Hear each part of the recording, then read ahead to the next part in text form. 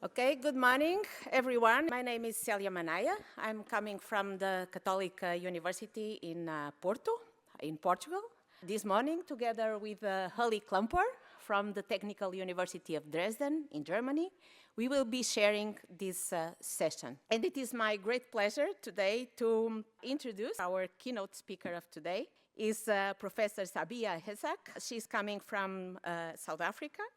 And she is the South African Research Chair in Antibiotic Resistance and One Health. And she is a professor in pharmaceutical sciences at the University of KwaZulu-Natal.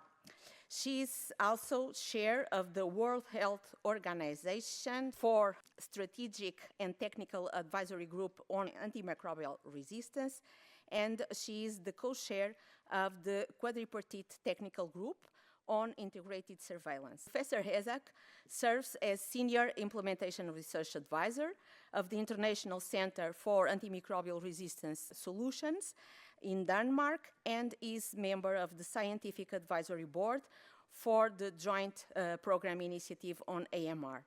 She is a chairperson for the Global Respiratory Infection Disease Partnership, and she serves on the advisory board on combating antibiotic-resistant bacteria, biopharmaceutical accelerator, and also serves as the advisory group of the Fleming Fund expert. Her research is focused on molecular epidemiology of AMR, and she uses next-generation sequencing and bioinformatic tools. Welcome, Sabiha. The floor is yours.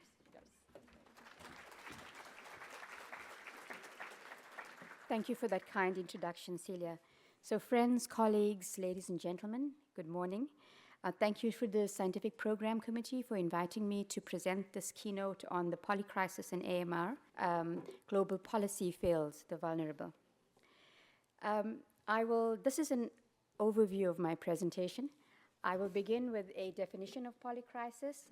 I will then speak to a number of crisis situations that create the perfect storm for AMR, and these will be climate change, war, conflict and displacement, poverty and malnutrition, access to therapeutics, diagnostics and vaccines, and then misinformation and disinformation. And I will unpack all of these in the context of global policy and international law and show how these laws and policies have thus far failed the vulnerable populations, specifically in low and middle income countries that bear the disproportionate burden of the polycrisis.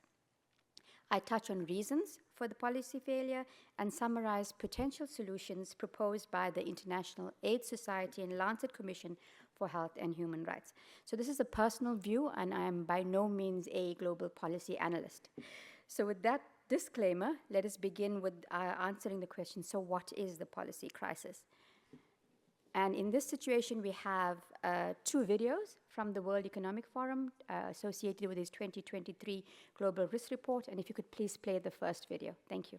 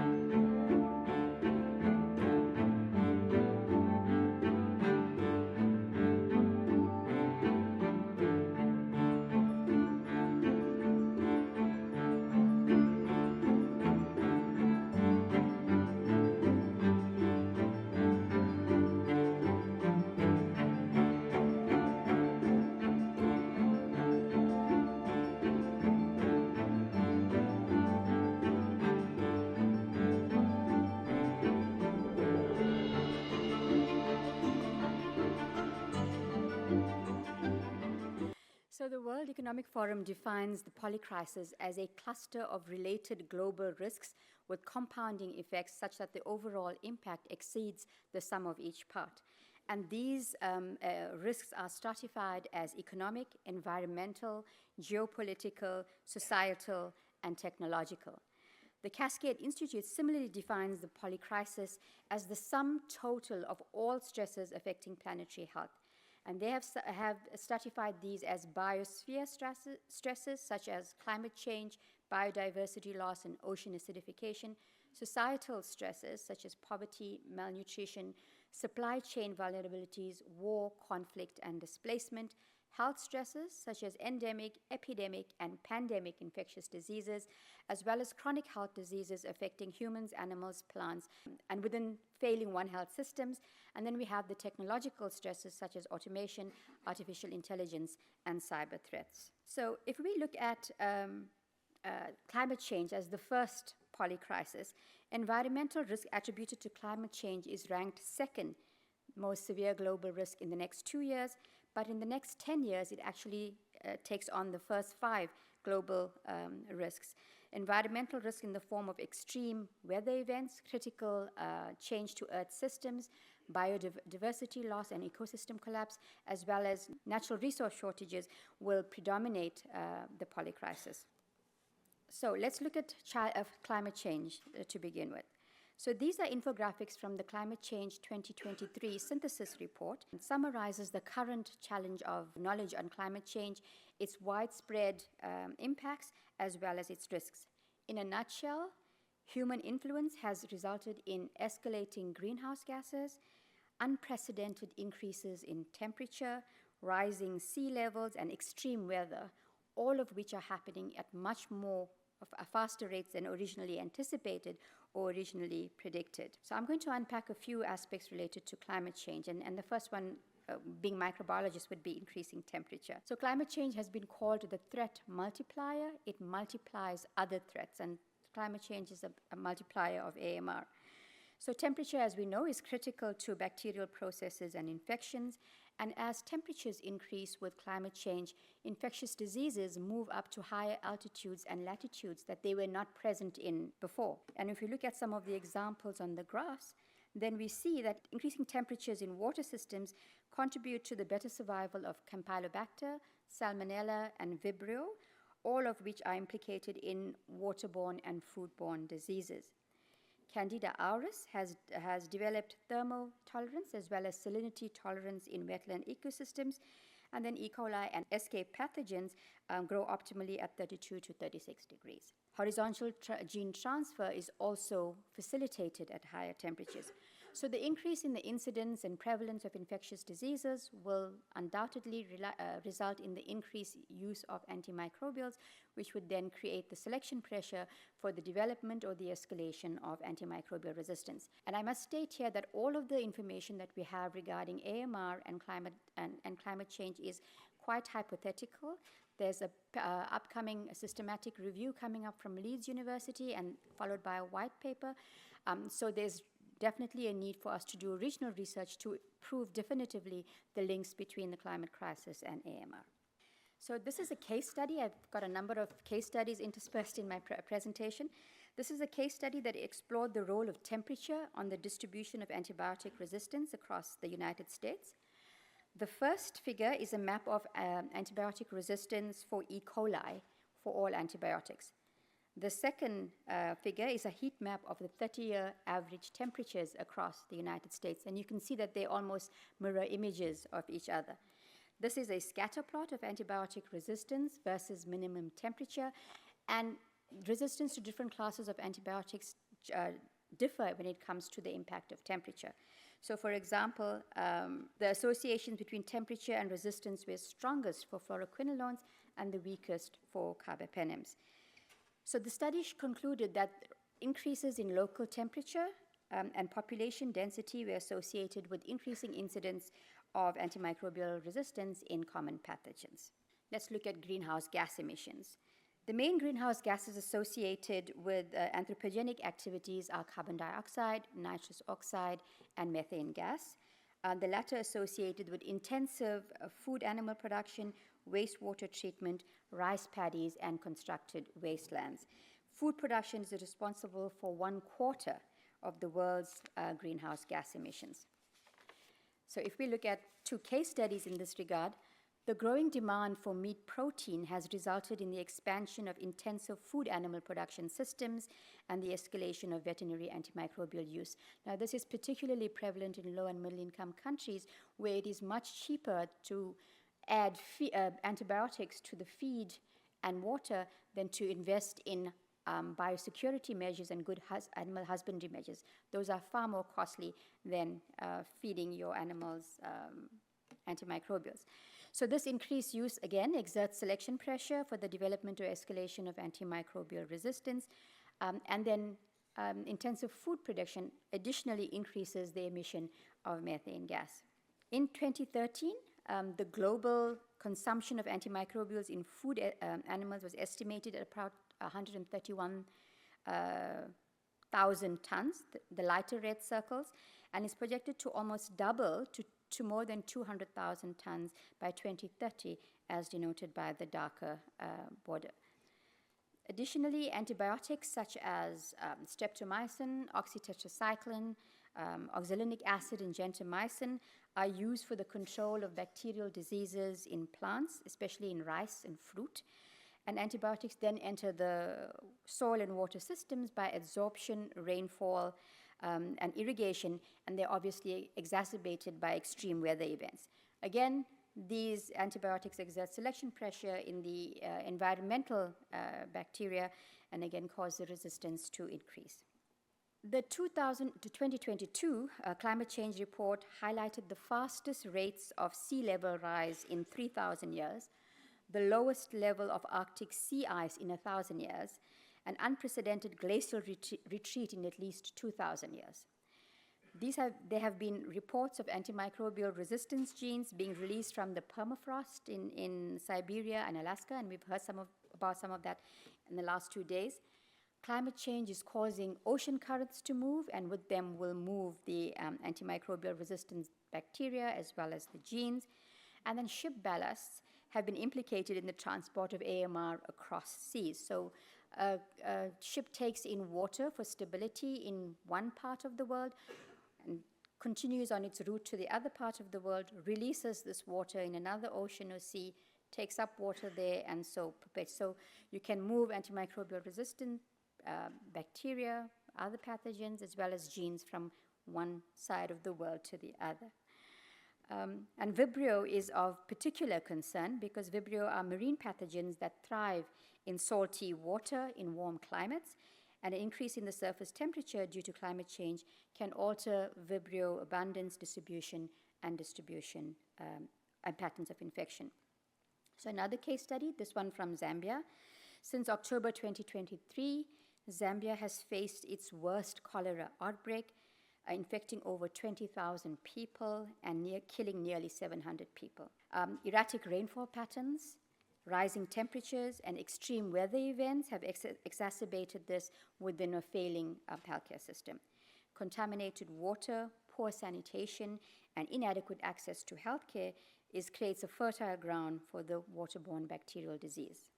So human influences such as population growth, increasing consumption, and reduced resource efficiency that result in climate change also result in biodiversity loss, and biodiversity loss has been associated with zoonotic spillover events.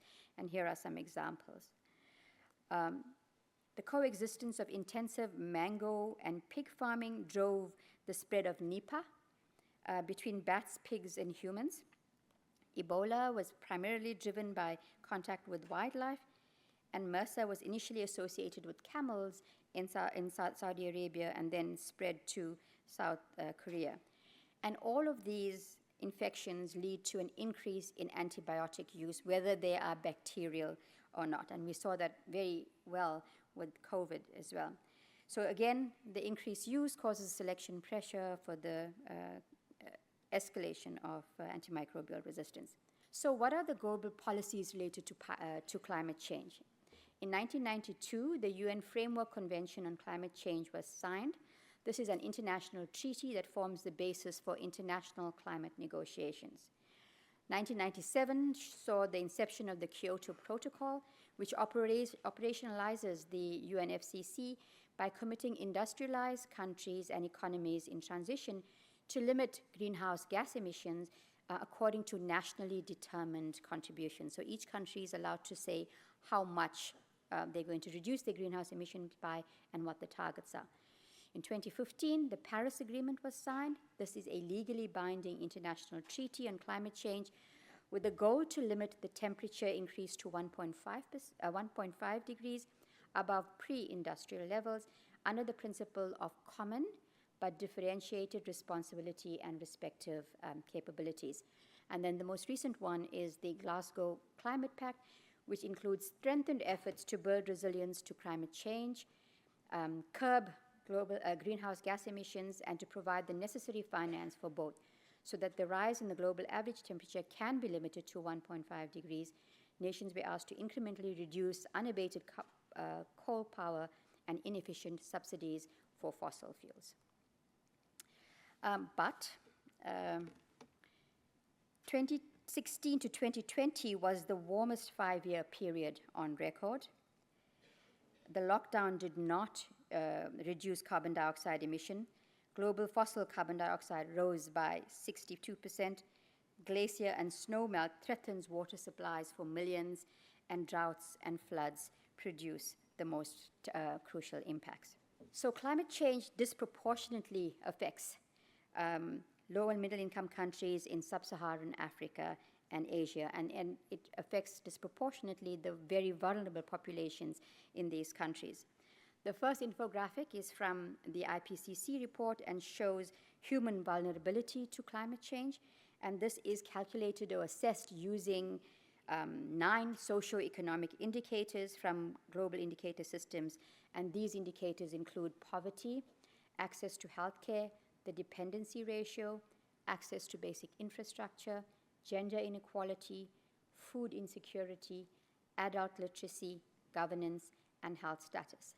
The second infographic is from our World in Data and shows that the African countries have the least carbon dioxide emissions from fossil fuels and industry, yet they bear the most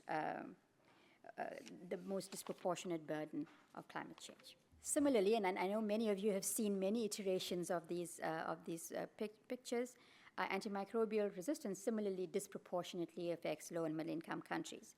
The GRAM project has estimated some 5 million AMR deaths associated with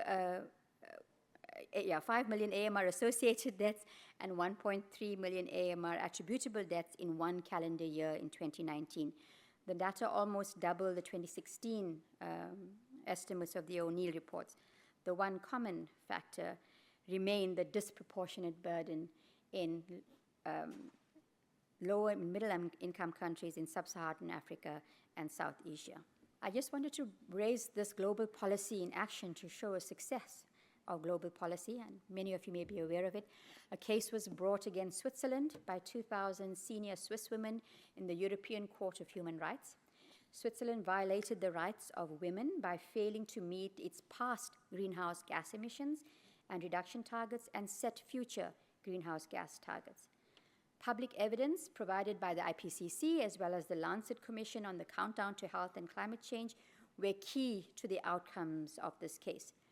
The court found that the right to respect for family life and privacy requires the states to provide effective protection from the serious adverse effects of climate change on lives, health, well-being, and quality of life. This landmark case sets a precedent for challenges to European countries in action on climate change.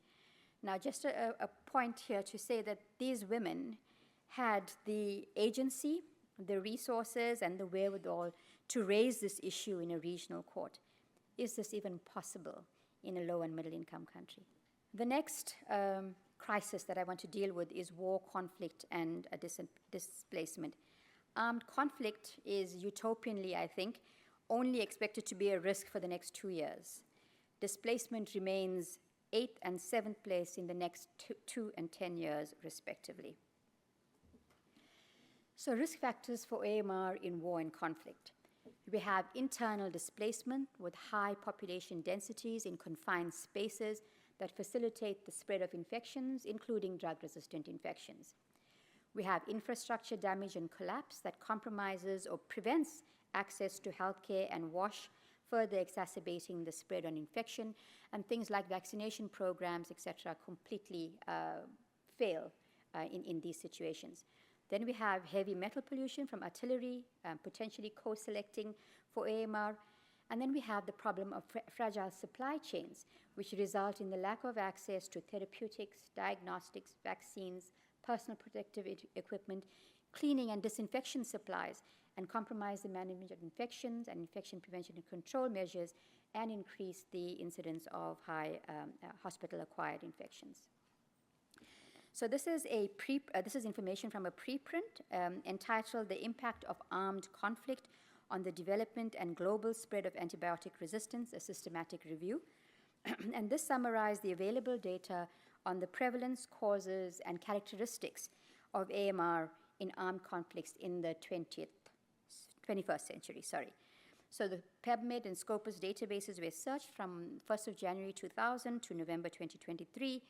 34 countries met the eligibility criteria, 8 of which were from Ukraine, 22 from Iraq and Afghanistan, 2 from Libya, and 1 each from Lebanon and Bosnia. So if we look at the studies from Ukraine, there was a documented spread of multi-drug resistant gram-negative bacteria producing NDM and OXA48, high rates of resistance to ceftazidime avibactam. We're now talking reserve level antibiotics, and it's up to 80%. Ceftazolone tazobactam, again, the reserve category, imipenem relibactam, meropenem varbobactam, and cefiderocol, all amongst Enterobacterales and Pseudomonas aeruginosa. And 6% of Klebsiella pneumonia were pan-drug resistant. When we look at Iraq and Afghanistan, the overall prevalence of MDR organisms amongst patients was as high as 86%. The majority of them were A. baumannii, MRSA or ESBL gram-negative organisms. Greater than 60% K pneumonia isolates were MDR.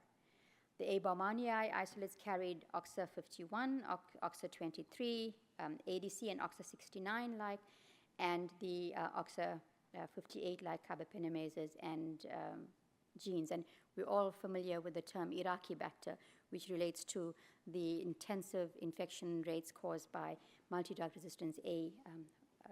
Acinetobacter baumannii.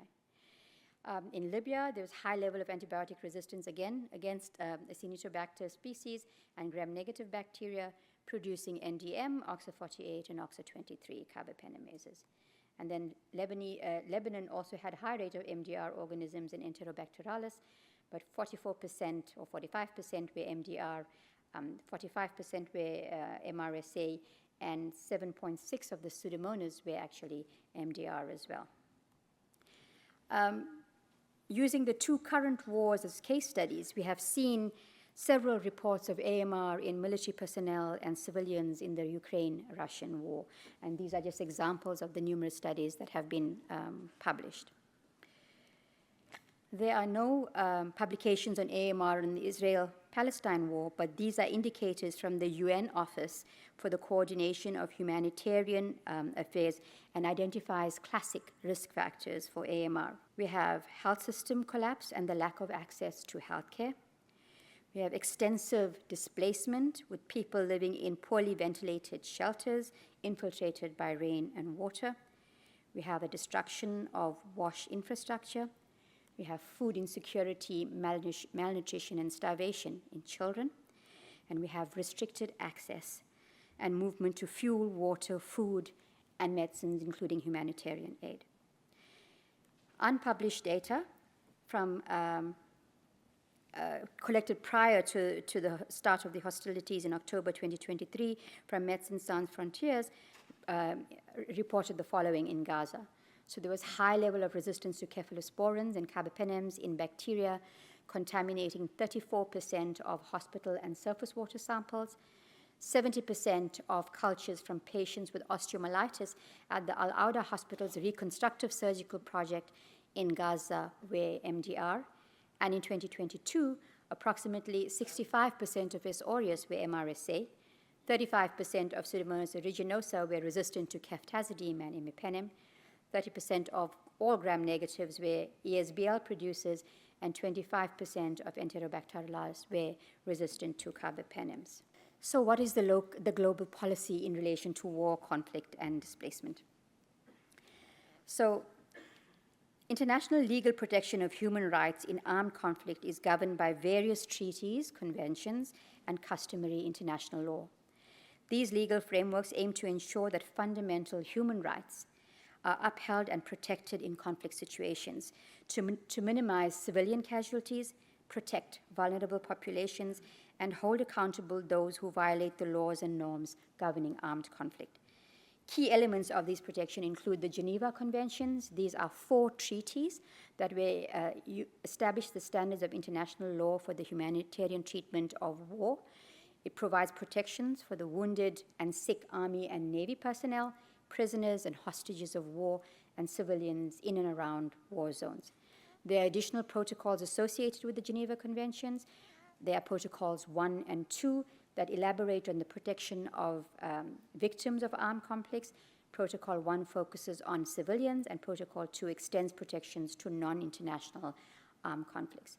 Then we have international humanitarian law, also known as the laws of war or the law of armed conflict, and this seeks to limit the effect of armed conflict by protecting persons who are not or are no longer participating in hostilities, such as civilians and wounded soldiers. The ICC is a permanent international court established to prosecute individuals for genocide, war crimes against humanity and aggression, and this plays a crucial role in holding individuals accountable for serious violations of international humanitarian law. So how does global policy fail the vulnerable in this instance? Again, using the Israel-Palestinian war as an illustrative example and coming from South Africa, on the 29th of December 2023, South Africa instituted proceedings against Israel at the International Court of Justice for violating the Genocide Convention.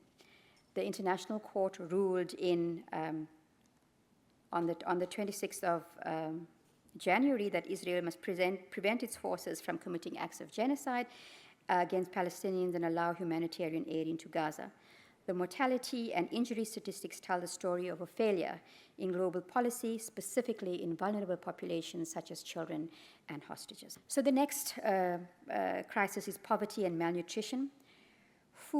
Poverty, food insecurity, and consequent malnutrition is covered by the global risks of economic opportunity and inflation, again, only expected to be a risk for the next 2 years. If we look at poverty, malnutrition, and AMR, poverty is characterized by food insecurity, inadequate housing, and poor access to wash infrastructure and healthcare. People living in poverty have a higher risk of malnutrition and infectious diseases. Immune function and pathogen response are compromised by micronutrient deficiencies of crucial nutrients and vitamins in malnourished children, increasing infection rates and antimicrobial use, and thereby creating the selection pressure for the development or escalation of AMR. Malnutrition also causes dysbiosis, facilitating the colonization by pathogenic bacteria, including drug-resistant bacteria. So the current WHO guidelines recommend oral amoxicillin for children with uncomplicated malnutrition and parenteral benzyl penicillin and gentamicin for those with complicated malnutrition. Widespread antibiotic administration in malnourished children increases the risk of infection by MDROs in this population. So this paper summarized the data from publications on AMR in malnourished children and showed a high level of resistance to access categories of antibiotics such as ampicillin, amoxicillin, and cotrimoxazole, and ESBL-producing Enterobacteriales ranged from 0 to 61.5%. So another study that bears mention in this context are the 2 MORDER studies, MORDER 1 and 2, where the first study showed a decline in under 5 mortality in communities where there was mass administration of azithromycin biannually for 2 years compared with placebo.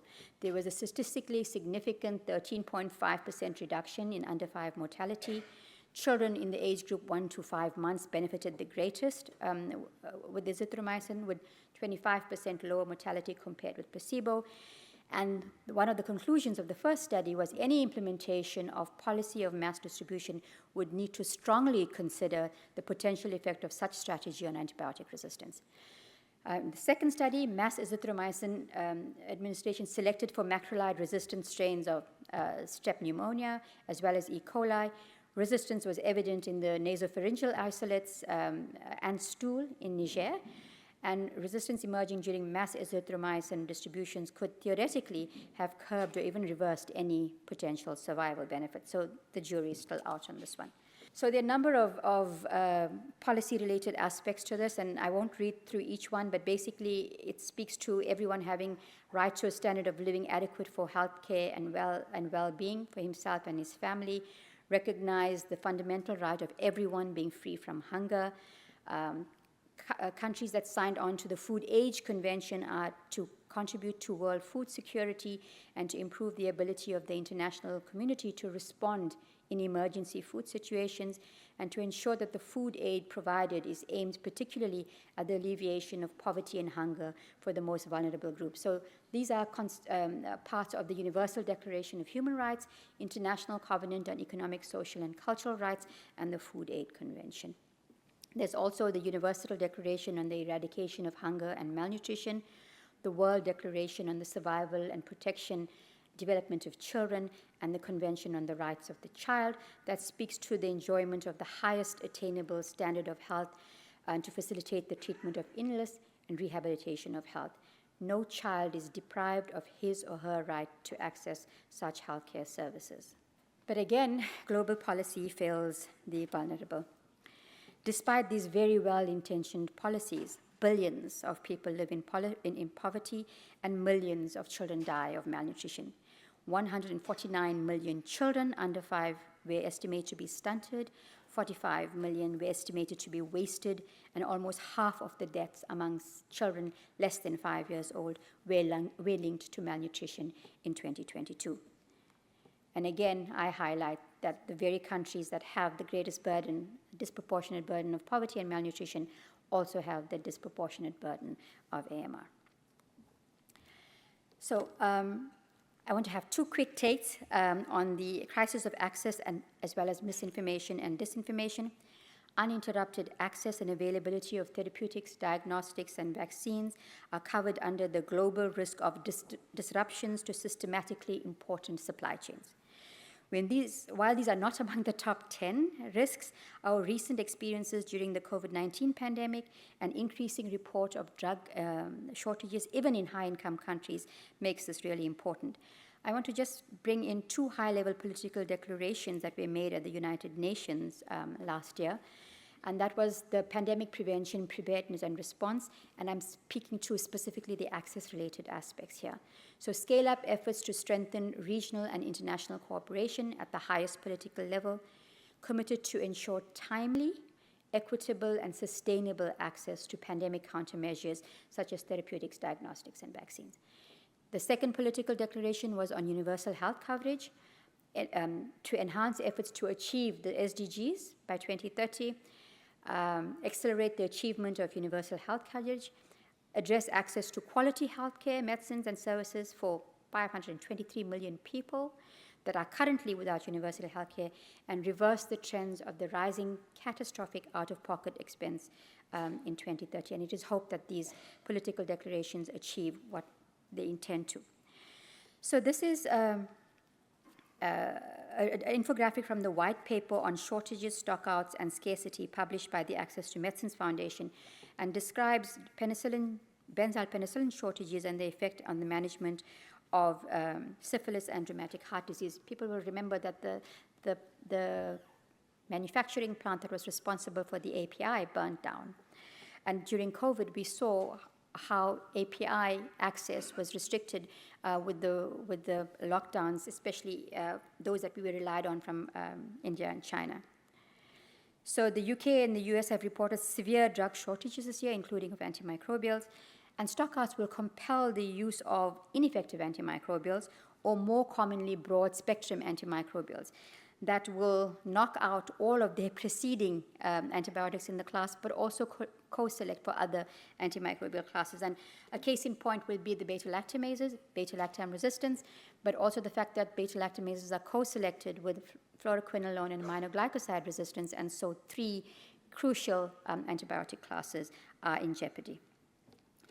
So again, being South African, I want to speak to 2 South African case studies for advocacy and agitation for access. One is almost 25 years old. In April 2001, 40 of the largest pharmaceutical companies and industries withdrew their lawsuit to prevent South African government from obtaining cheaper versions of the ARV drugs in order to protect its people from HIV and AIDS.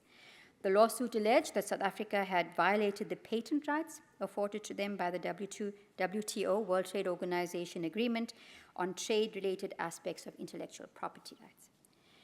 In October 2020, South Africa, together with India, submitted a proposal to the World Trade Organization to waive certain of its intellectual properties to enable many more manufacturers to produce vaccines, testing kits, and medicines, as well as other medical technologies to help end the COVID-19 pandemic. However, discussions at the WTO dragged on for almost 20 months, with a deal or decision announced in June 22 at the 12th WTO Ministerial Conference in Geneva. In this instance, global policy failed the vulnerable by delaying access to HIV drugs almost 25 years ago, but then COVID-19 diagnostics and vaccines more recently. And finally, misinformation and disinformation is the highest rank risk in the next 2 years and expected to drop to 5th place in 10 years' time. So the anti-vaxxer movement during COVID is really fresh in our minds. It was worryingly perpetrated by many influencers, such as politicians, policymakers, healthcare professionals, and movie stars. And some of you may recognize the picture of Parents' Voices, British Columbia. Now, this figure is from the International AIDS Society Lancet Commission on Health and Human Rights, who modeled the effect of the spread of information on SARS-CoV-2 vaccination, transmission, and disease progression in Texas, and it's stratified by the Republican or Democratic political affiliations. And I'm sure people in the audience will know much more about this than me.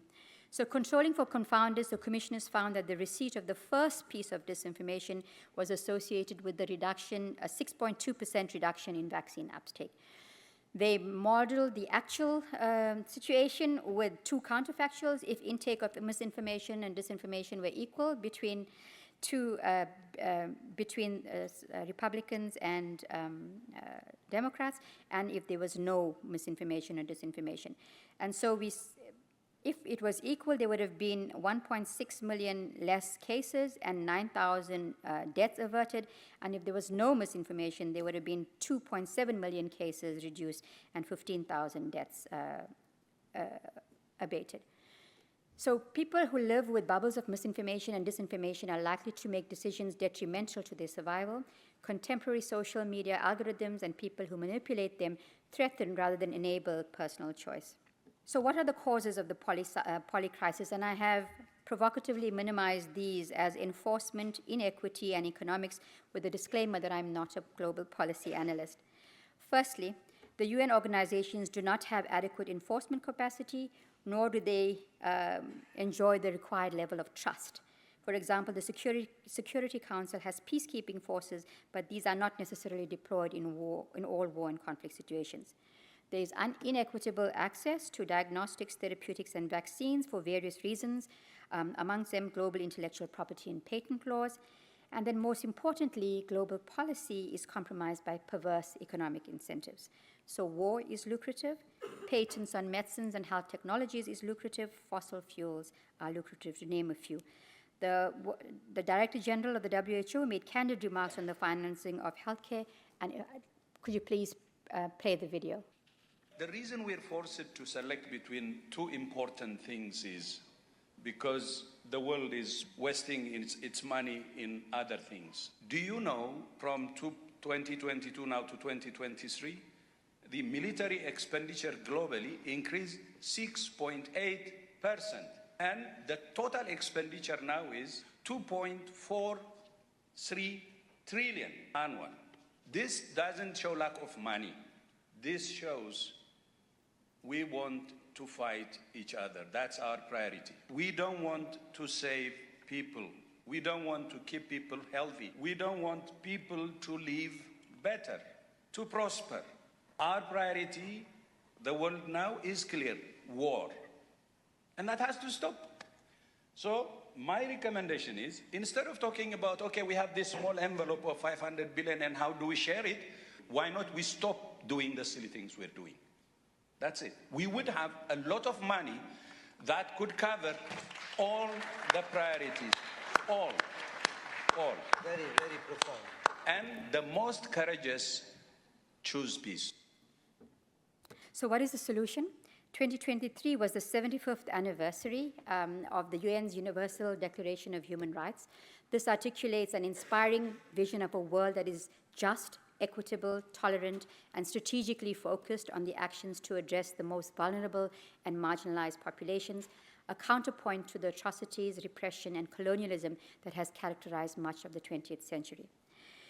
The Commission proposes evidence-based recommendations in 8 health and human rights domains: pandemics and access to essential interventions, the climate crisis and health and rights, displacement, migration, refugees and conflict, structural racism, inequity and discrimination against marginalized groups, sexual and reproductive health and rights, misinformation, disinformation, and the right to benefit from accurate scientific information, artificial intelligence, and the economic and commercial elements of the right to health.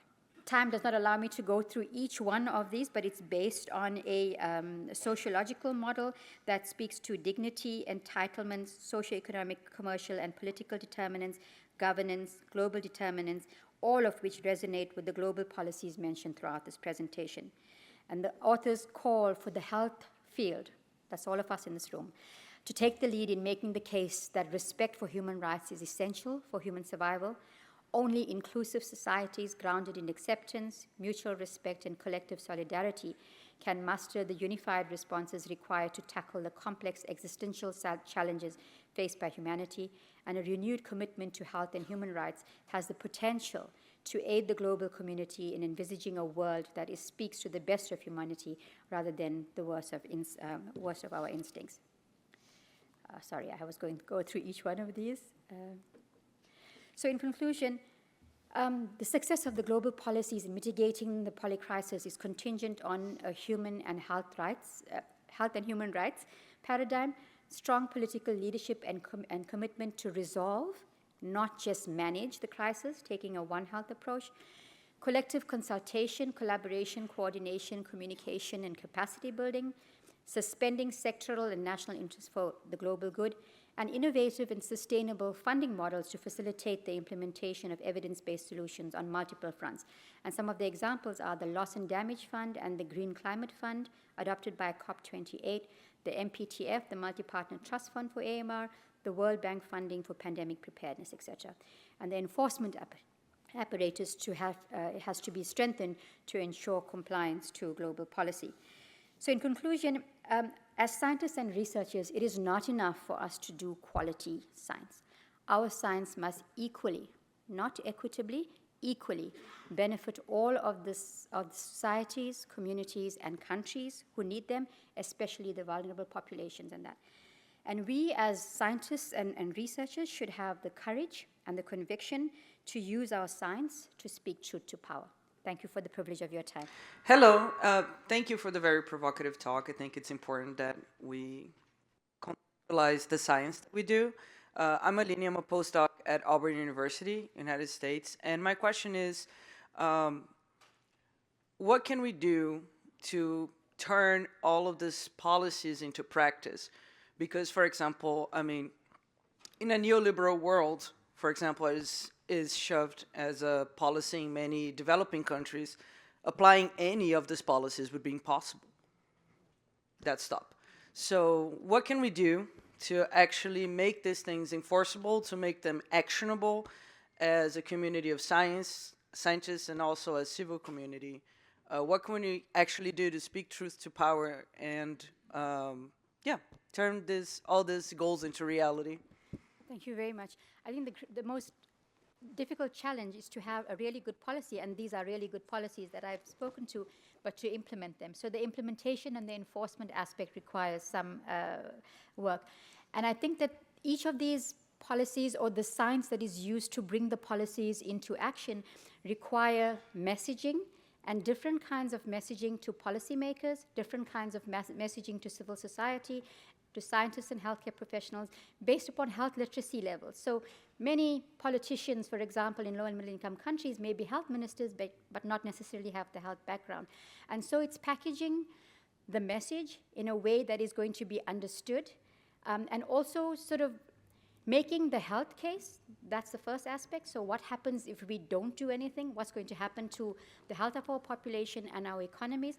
But also making the economic case. And yes, if you invest now, it seems like a lot of money to put in, but in the long term, the investment is going to pay out. So it's making the health case and the economic case, and then really looking into the health literacy levels of the target audiences and pitching the information with the relevant information in a way that is going to be understood and appreciated and to result in that. And obviously in low and middle income countries, resourcing is really critical. I mentioned a number of the funding streams that are coming up related to climate change, related to pandemic preparedness, etc. But it's also, once this funding is given, it's also to ensure that it's going to be sustainable by that low and middle income country over a period of time. So yes, we'll give you the startup funds, but please, as you implement the policy or make the changes, ensure that you have domestic funding that's going to continue with the initiatives as when the external funding ends. So I'm a very big proponent of domestic funding and taking ownership, with the understanding that not all countries are quite there yet. I think I want to thank you for that talk. It was pretty depressing. It was. No, I really appreciate it. No, I really appreciate it. But when I do hear you speak, and I've been thinking about this a lot. Lance Price, George Washington University, and I think about all of the crises that we have to attack to make any change here. I come back to this idea that maybe microbiologists have to be microbiologists or infectious disease experts, and I think about the big successes that we've had in the past, like polio, like smallpox, where we focused on the organisms and we said the world is messy, but we have to save lives and we just have to develop these universal tools. And so I just wonder what the balance is between trying to tackle these huge problems and development and water, sanitation, hygiene, all of these things, and as opposed to let's just go after the organisms that are killing the most people. So thank you for that comment. Sorry, could you identify yourself? He said it. Lance Price, George Washington University, Antibiotic Resistance Action Center. I think I spoke to coordination, and I think that each discipline in its own right has to focus on what they do best to be able to assuage or alleviate the global polycrisis. So microbiologists start working on vaccines, or other pharmacists work on the drugs and all of those things. And the infrastructure people work on good infrastructure, but then it has to be in a way that is coordinated so that it speaks to a common goal. And that's where the coordination and consultation and communication and aspects come in, because it has responsibilities from the top down, policymakers downwards, and bottom up, us as healthcare professionals, but also civil society, that have to undergo behavior change in various ways to be able to achieve or to alleviate the polycrisis. So I don't have a solution. I can think about the 4 C's, the coordination, collaboration, communication, and consultation, but we do need a governing sort of framework that allows all of this to happen at national level as well as at global level. It's good, it's easy to create the global policies, but when it comes to cascading them down regionally and to countries, especially low and middle income countries that have so many challenges and a limited amount of resources to address all of them, something has to give. And I haven't thought about how that can be addressed. Hi, my name is Justine. I'm a social epidemiologist from Yukon Territory in Canada. This was an amazing talk. Thank you so much. It really spoke to a lot of the things that we're trying to do, especially when it's examples of the 2,000 Swiss women who were able to start basically a grassroots organization, work their way up to the top rather than waiting for that top-down kind of action. And I just don't have a question per se, but just a comment in the way that I think this puts it to the front of mind how important it is to ensure that community is part of consultation in all parts of the scientific process. So, you know, these 2,000 Swiss women had the privilege of knowing what was happening in their society, having the know-how to approach it and attack it. But that's not the case. There are very few people in many communities that even know that AMR is an issue. And I think taking the time to incorporate community initiatives and community-based organizations from the initiation of studies, programs, pilot projects is really important to make sure that we actually reach the people we're trying to reach rather than coming to a dead end with just the science results. I completely agree with you. Nothing about us without us. So the importance of community is very important. Thank you. So, okay, it's working now. Will Gaze, University of Exeter.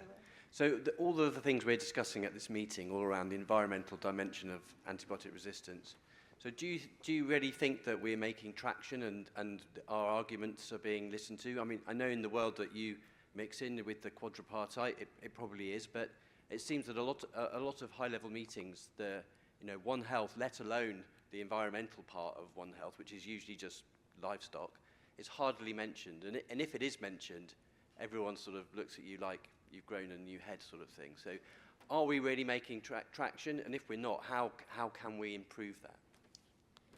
So I would like to think that we are making some form of traction. So when we have the global policies and then we get the implementation guidance from the quadripartite organization, and we've seen the a summary for policymakers, for example, on the environmental dimensions of AMR, as well as each one of the quadripartite members are addressing different aspects of it. The concern that I have is that these global policies are really good, but when it comes to implementation and implementation in the context of the country, that's where they fall apart. So each country has its own context, socioeconomic, political, and otherwise, and we have to make the case again, as I mentioned before, to that country what would resonate in that country most with the policymakers, with civil society, with the healthcare professionals, with the environmental health people.